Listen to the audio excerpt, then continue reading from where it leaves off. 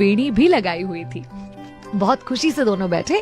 Waiter आया, दोनों के लिए पानी लाया, पूछा क्या लाऊं, तो उसने बोला कि एक डोसा ले आओ इसके लिए, मेरी बच्ची के लिए। वेटर ने पूछा और तुम्हारे लिए, तो बोलता नहीं मेरे लिए कुछ नहीं। और बड़े प्यार से दोनों बैठे थे। पिता अपनी बेटी को खुश देखकर बहुत खुश हो रहा था और ये पास में बैठे शर्मा जी ये सब कुछ देख रहे थे।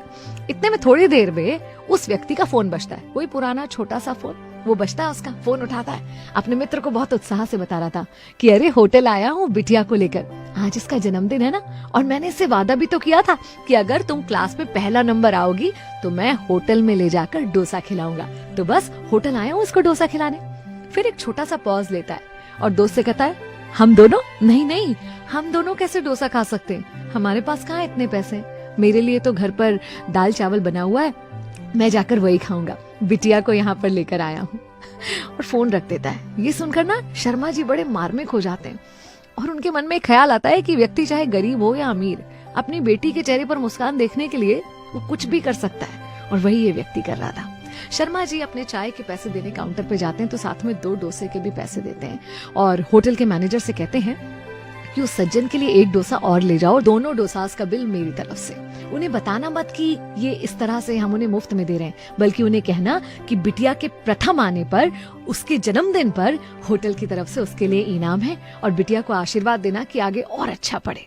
होटल का मैनेजर जब ये सब कुछ सुनता है तो शर्मा जी को धन्यवाद देता है और कहता है कि धन्यवाद हमें इस बारे में बताने के लिए, ये पुण्य करने का मौका हमें दीजिए, आज वो पिता और बेटी हमारी होटल के मेहमान हैं।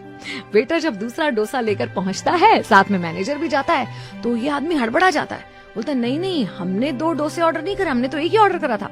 तो बोलता नहीं ये सब हमारी तरफ से है, बिटिया प्रथम आई है उसके इनाम के रूप में। तो ये बहुत खुश होता है, बेटी से कहता है देखो अच्छा पढ़ोगी तो कितना कुछ मिलता है।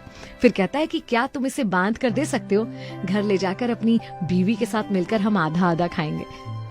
उसका मैनेजर कहता है कि बिल्कुल चिंता मत कीजिए, ये आप यहीं खा लीजिए, आपके घर के लिए 3 और डोसा और साथ में कुछ मिठाई के डब्बे बांध दिए हैं, घर जाकर बिटिया का जन्मदिन धूमधाम से मनाइएगा और मिठाइयाँ इतनी हैं कि सारे पड़ोसियों को भी खिलाइएगा।